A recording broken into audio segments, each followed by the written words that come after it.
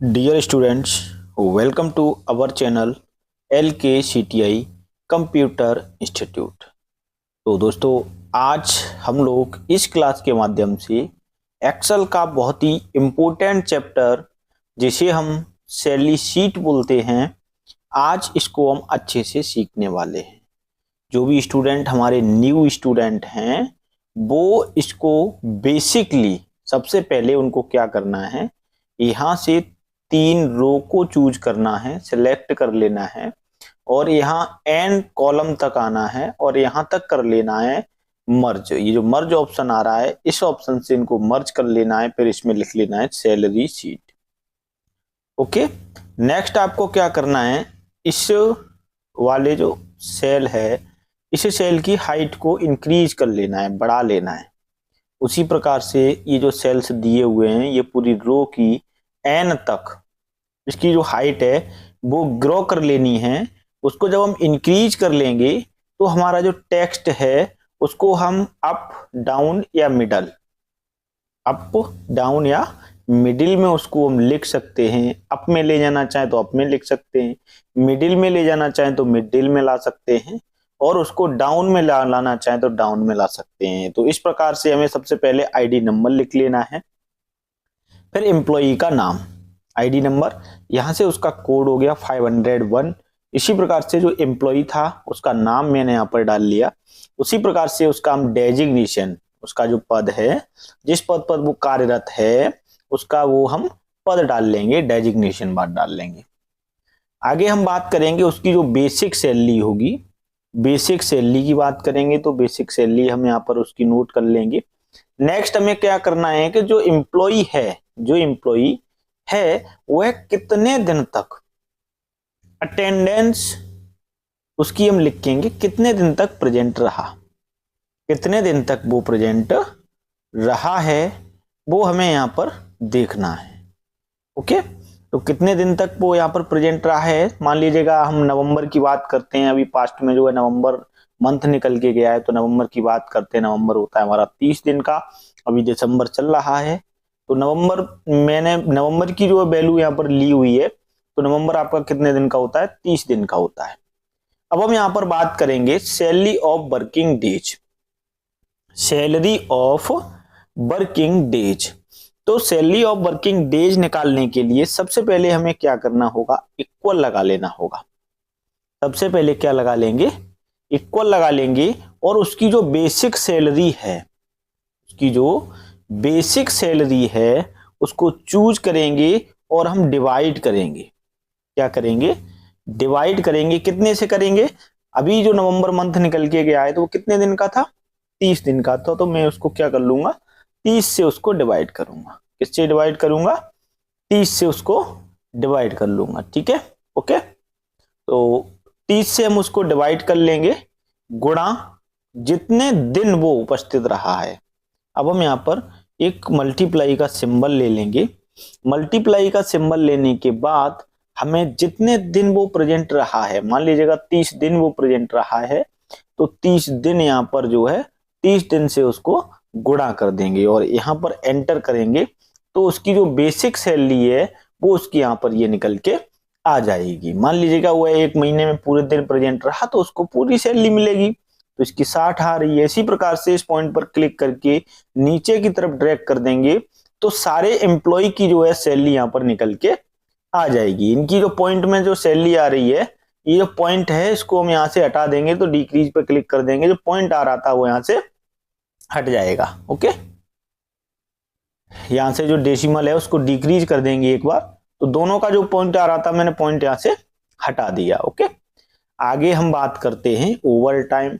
अब मान लीजिएगा एक जो भी एम्प्लॉय है उसको 8 घंटे का कितना मिलता है, 60,000 मिलता है। वो 30 दिन मान लीजिएगा उपस्थित रहा तो उसको 60,000 रुपए सैलरी मिल गई। अब हम आगे बात करते हैं कि salary of over time, salary of over time. Over time मान लीजिएगा 8 घंटे उसने काम किया, 8 घंटे से जो अधिक करेगा उसकी भी सैलरी उसको मिलेगी, तो उसको हम बोलते हैं basically over time. Over time, तो यहाँ पर 25 आवर्स जो है उसने ओवर टाइम किया हुआ है। इसी प्रकार से इन सभी ने कुछ न कुछ ओवर टाइम किया हुआ है। ओके, तो आगे हम बात करते हैं salary of over time. Salary of over time यानी ओवर टाइम की सैलरी क्या होगी। तो ओवर टाइम की हमें सैलरी निकालनी, तो इसका फॉर्मूला क्या होगा।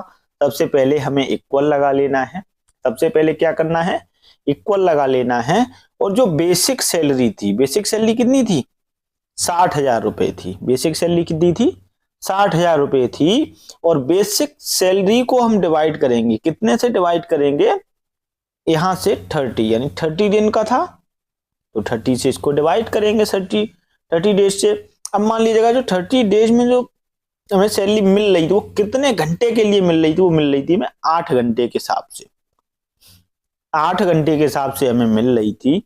और उसने काम कितने घंटे किया है तो उतने का गुणा कर देना है। मान लीजिएगा उसने काम किया है 25 घंटे, इसने अर्पित ने जो काम किया हुआ है 25 घंटे काम किया हुआ है, तो 25 घंटे का मैं क्या कर दूंगा, गुणा कर दूंगा। बेसिकली सबसे पहले हमने इक्वल लगाया, इक्वल के बाद बेसिक सैलरी चूज की, डिवाइड 30 का किया क्योंकि 30 दिन का महीना था।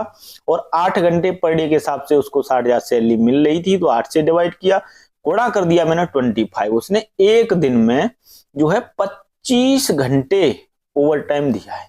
कितना उसका ओवर टाइम हो गया, 25 घंटे ओवर टाइम हो गया। तो यहां से इस प्रकार से एंटर करेंगे, तो यहां से ओवर टाइम जो है, सैलरी ऑफ ओवर टाइम की उसकी जो सैलरी थी वो यहां पर निकल के आ जाएगी। ओवर टाइम की जो सैलरी थी वो उसकी यहां पर ये निकल के आ गई। ओके, तो कुछ इस प्रकार से जो है इसकी ओवर टाइम जो इसने किया उसकी सैलरी जो भी बनी वो यहां पर इसकी निकल के आ गई। और सभी की निकालनी है तो नीचे की तरफ इसको ड्रैग कर देंगे, तो सभी की जो है सैलरी हम यहां से निकाल सकते हैं। अब हम बात करते हैं जो पॉइंट में जो वैल्यू आई है उन पर टिक कर लेंगे और डिक्रीज डेसिमल कर देंगे। यहां से डिक्रीज डेसिमल करेंगे। एक और ये पॉइंट में आया है, इसको भी डिक्रीज डेसिमल कर लेंगे। ओके, कुछ इस प्रकार से देखिए इनका जो ओवर टाइम, जिस एम्प्लॉय ने जितना ओवर टाइम ड्यूटी किया था उस हिसाब से उसको ओवर टाइम का भी उसको सैलरी मिला हुआ है। आगे हम बात करते हैं डीए। डीए क्या होता है, देखिए ये आपका होता है डियरनेंस अलाउंस। डियरनेंस अलाउंस क्या होता है, तो ये हर एक जो एम्प्लॉय होते हैं उन सबको एचआरए भी मिलता है और डीए भी मिलता है। ठीक है, तो इसको डीए कितना मिला है, 2000 मिला है। ठीक है, यहां पर इसको 2000 मिला हुआ है, इसको 1500 मिला हुआ है, इसको 1000 मिला हुआ है, और इसी प्रकार से इसको 500 मिला हुआ है। ओके,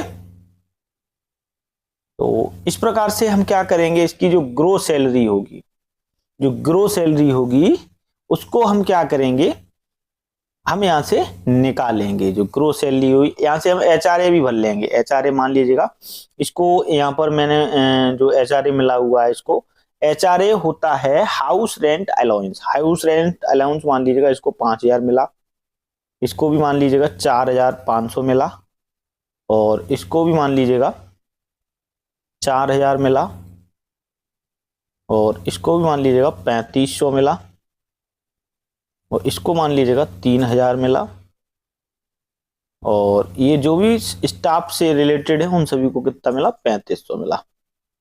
तो इसको हम नीचे की तरफ ड्रैग कर लेंगे। कुछ इस प्रकार से जो है एचआरए भी मैंने यहां पर लिख लिया। एक तो यो इसका हो गया डियरनेंस अलाउंस यानी डीए इसको मिला हुआ है, और एचआरए भी इसको मिला हुआ है। एचआरए इसका होता है, एचआरए हम बोल देते हैं उसको house rent allowance. House rent allowance मान लीजिएगा जो भी कर्मचारी है कोई किसी कंपनी में रहता है तो कंपनी उसको रहने का खर्चा भी देती है, रहने का भी खर्चा देती है, तो रूम का रेंट वगैरह जो है वो उसको प्रोवाइड कराती है। तो ये मैंने एचआरए दे दिया इसको, ये डीए दे दिया। अब हम इसकी बात करते हैं ग्रोस सैलरी की। तो ग्रोस सैलरी जब हम निकालेंगे तो ग्रोस सैलरी किस प्रकार से निकलेगी उसको भी हम बात करते हैं। तो ग्रोस सैलरी किस प्रकार से निकलेगी तो उसका हम फॉर्मूला लगाएंगे। सबसे पहले हमें इक्वल लगा लेना है। ओके, सबसे पहले मुझे क्या लगा लेना है, इक्वल लगा लेना है, और working days, salary of working days, salary of working days यहां पर जो है इसको हम चूज कर लेंगे। चूज करने के बाद सबसे प्लस का सिंबल देंगे। किसका सिंबल देंगे, प्लस का सिंबल देंगे, और यहां से ओवर टाइम जो सैलरी मिली थी उसको भी चूज कर लेंगे। उसको चूज करने के बाद फिर प्लस का सिंबल देंगे, फिर उसको जो डीए मिला था उसको भी चूज कर लेंगे, फिर प्लस का सिंबल देंगे, उसके बाद जो उसको एचआरए मिला था एचआरए भी चूज कर लेंगे, और यहां से हम कर देंगे एंटर। जैसे ही हम एंटर करेंगे तो उसकी जो gross salary with DA with HRA और जो उसने ओवर टाइम किया था वो सभी सैलरी जो है बेसिक सैलरी में जुड़ करके यहां पर ग्रो सैलरी के रूप में आ जाएगी। ओके, यहां से क्या है, यहां से इसकी जो ग्रो सैलरी है वो एक की निकल आई और सभी की निकालनी, तो इस पॉइंट पर क्लिक करना है और नीचे की तरफ ड्रैग कर देना है। नीचे की तरफ जब हम ड्रैग कर देंगे तो कुछ इस प्रकार से जो है ग्रोस सैलरी को हम यहाँ से निकाल सकते हैं। अभी कुछ जो वैल्यूज हैं वो आप देख रहे होंगे, यहाँ से 1 डेसिमल जो है नंबर लिख के आ रहा है, इस नंबर को हटाना है तो हमें क्या करना होगा, यहाँ से जो डिक्रीज डेसिमल आ रहा है उस पर क्लिक कर देंगे और यहाँ से बारी बारी से जो है उसको हटा लेंगे। ओके, कुछ इस प्रकार से उसका जो है डेसिमल हम यहाँ से हटा सकते हैं। आगे आता है आपका ईएसआई। ईएसआई जो है यहां से 3% कटेगा। पीएफ मान लीजिएगा, अब किसी भी इंप्लॉई को जब मान लीजिएगा सैलरी मिलती है तो सैलरी के हिसाब से उसका ईएसआई भी कटता है। ईएसआई होता है उसका employee state insurance. Employee state insurance जो होता है, मान लीजिए कोई एम्प्लॉय बीमार वगैरह हो जाता है तो उसकी दवाई वगैरह भी कंपनी उसी में से, मतलब उसकी सैलरी में से उसका काटती है। उसमें उनका जो भी जहां भी ट्रीटमेंट होता होगा वहां वो अपने कंपनी के अनुसार करवाते हैं उन सभी का, तो उसका वो ईएसआई भी काटते हैं, ये उसका क्या होगा, कटेगा। और मान लीजिएगा पीएफ क्या होता है, पीएफ की हम बात कर लेते हैं, ये होता है आपका प्रोविडेंट फंड। पीएफ क्या होता है आपका, प्रोविडेंट फंड होता है। मान लीजिएगा कोई एम्प्लॉय किसी भी कंपनी में जॉब कर रहा है, कोई एम्प्लॉय किसी भी डेजिग्नेशन किसी भी पोस्ट पर वो काम कर रहा है तो सभी का जो है क्या कटता है, पीएफ कटता है। पीएफ कटता है तो वो पीएफ कब मिलता है, जब मान लीजिएगा उसने 20 साल जॉब की या 25 साल जॉब की या 5 साल जॉब की। जॉब करने के बाद जब वो वहां से जॉब को छोड़ता है और तब उसको लास्ट में जाकर के उसको पीएफ मिलता है। जो भी पीएफ कटा हुआ होता है उसको वो अपना बैंक अकाउंट में ट्रांसफर करा सकता है। तो पीएफ को वो अपने एक साथ, बहुत सारा बड़ा अमाउंट होता है जो उसकी सैलरी से ऊपर होता है, तो उस हिसाब से उसको वो कहीं भी यूज कर सकता है। ओके, तो यहां से हम ईएसआई निकालेंगे। तो ईएसआई कैसे होगा, देखिए ईएसआई निकालने के लिए क्या करेंगे, देखिए सबसे पहले हम इक्वल लगा लेंगे। सबसे पहले क्या लगा लेंगे, इक्वल लगा लेंगे। ओके, यहां से हम लिखेंगे वर्किंग डेज। वर्किंग डेज की जो सैलरी थी वो कितनी आ रही थी, उसकी 60,000 आ रही थी। बेस क्या है, working days, salary of working days, यही बेस माना गया है। ओके, तो गुणा करेंगे कितने से, 3% से। यहां से कितना लिया है, 3% लिया है, गुणा 3। अब परसेंटेज निकालने के लिए क्या करेंगे, 100 से भाग देंगे। ओके, और यहां से कर देंगे एंटर। तो कितना हो गया, ये 1800 हो गया। 1800 इसका किसका कट रहा है, ईएसआई का 3% कट रहा है। कितना कट रहा है, 1800 रुपए इसका यहाँ से कट रहा है। सभी का निकालना है तो कुछ इस प्रकार से यहाँ से निकाल सकते हैं। देखिए सभी का जो भी कट रहा है दवाई के हिसाब से वो सभी का यहाँ पर शो हो रहा है। ओके, ईएसआई का कितना कटा, और इसी प्रकार से हमें पीएफ निकालना है तो पीएफ वाले ऑप्शन पर क्लिक करेंगे।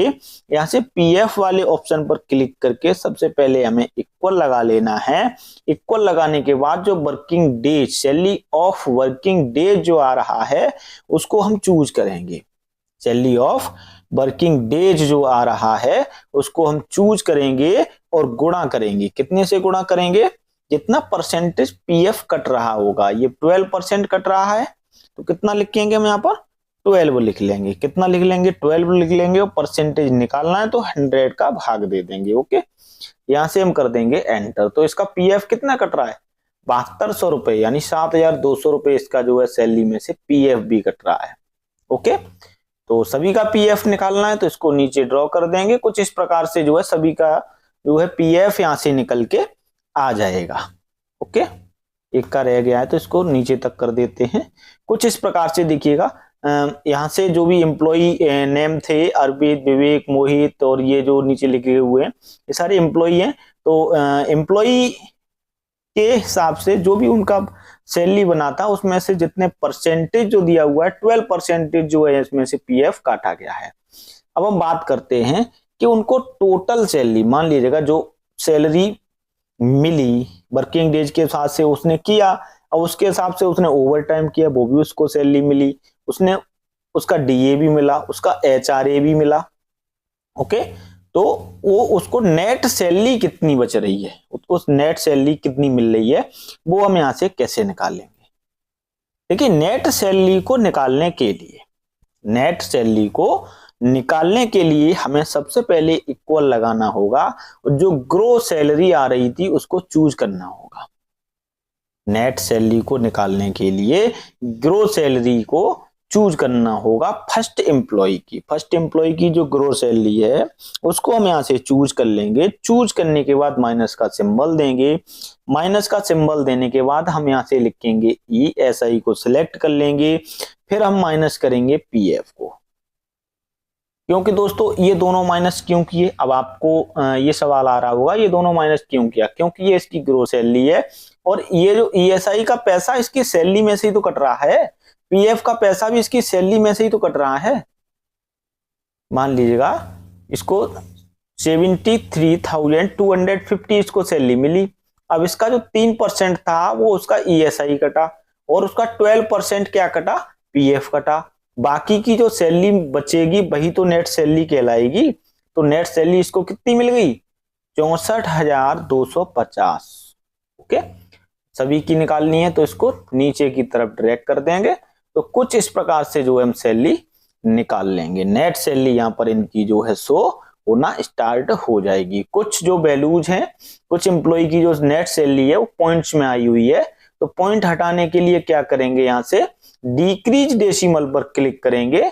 जितनी बार क्लिक करेंगे उतनी बार यहाँ से पॉइंट हट जाएगा। ओके, कुछ इस प्रकार से जो है आज हम लोगों ने सीखा कि नेट सैलरी को किस प्रकार से निकालते हैं, पीएफ को किस प्रकार से निकालेंगे, ESI को किस प्रकार से निकालेंगे, ग्रोस सैलरी को किस प्रकार से निकालेंगे, सैलरी ऑफ ओवर टाइम, जो भी एम्प्लॉई ने ओवर टाइम किया उसका वो सैलरी कितना बना, उसका वो सैलरी कितना बना। यहाँ से सैलरी ऑफ वर्किंग डेज, जितने दिन वो उपस्थित रहा था उस हिसाब से उसकी कितनी सैलरी बन रही थी वो यहाँ पर आ रही है, और बेसिक सैलरी कितनी मिल रही थी उसको वो यहाँ पर आ रही है। ओके, यहाँ पर उसका डेजिग्नेशन, जो भी उसके पद है, मैनेजर है, असिस्टेंट मैनेजर है, सुपरवाइजर है, स्टाफ है, हेल्पर है, तो इस प्रकार से जो है यहाँ पर बहुत सारे आ रहे हैं। ओके, यहाँ से हम लोग देख सकते हैं किस प्रकार से जो सैलरी शीट का जो डेटा होता है किस प्रकार से हम कैलकुलेट करते हैं, वो आज हम लोगों ने इस सैलरी शीट के माध्यम से सीखा।